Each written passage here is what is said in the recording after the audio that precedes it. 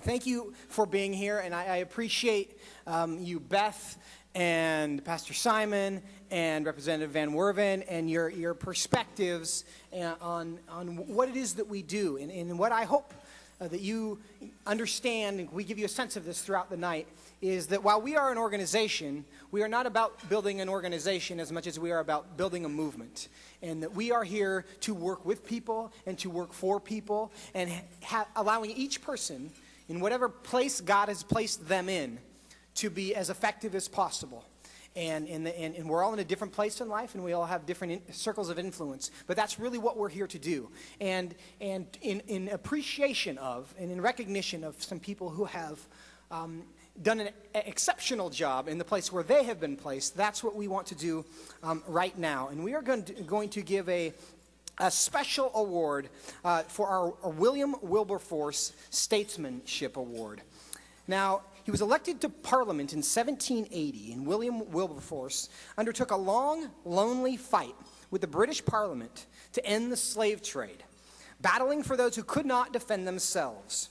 Despite years of daunting opposition and criticism, he persevered until he saw victory. Senator Randi Becker, will you please come forward? Senator Becker, hold on, I'm not quite done. You can applaud in a second. I got to finish the intro, but that was awesome. I love the enthusiasm in the front of the room.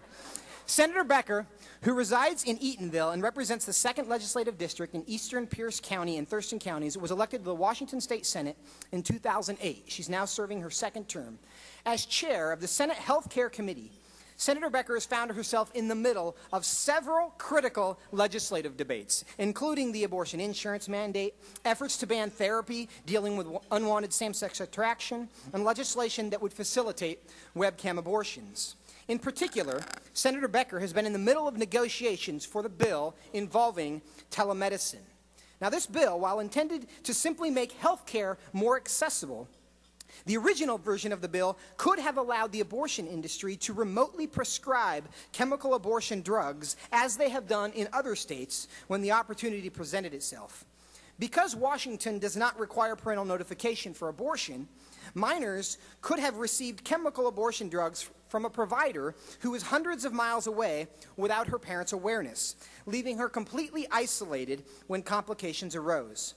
Senator Becker worked with legislators from both parties, a diverse group of lobbyists, as well as the pro-life community, to negotiate a bill that expanded the availability of health care without jeopardizing our daughters' safety or expanding the reach of the abortion industry. As a result, the abortion industry will not have a new loophole through which to expand their enterprise. Because of her unwavering commitment to life, conscience rights, and religious freedom, even in the face of significant personal and political pressure, and her ability to help bring about real legislative success through it all, Senator Randi Becker is this year's recipient of our William Wilberforce Statesmanship Award. Thank you.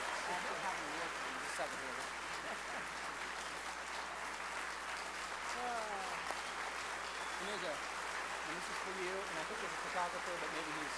Okay, forward. Thank you. Do you have anything you'd like to say? Just a real quick? Yeah, please. Give us Wow. Thank you so very much. Thank you so very much. If you'd asked me 8 years ago if I would be sitting in this place or standing in this place, I would have laughed at you and said, no, I'm not even thinking about being in politics. I actually ran for office in 2008, was sworn in 2009, and never did I expect that this would be one of the biggest fights of my career. Anything to do with abortion and parental rights. You know, the one thing that really bothers me is that a child can go and have an abortion under the age of 18 without their parent even knowing about it. But in order to go to a suntan booth before you're 18, you have to have a parental notification. I just think that's the saddest thing in the world.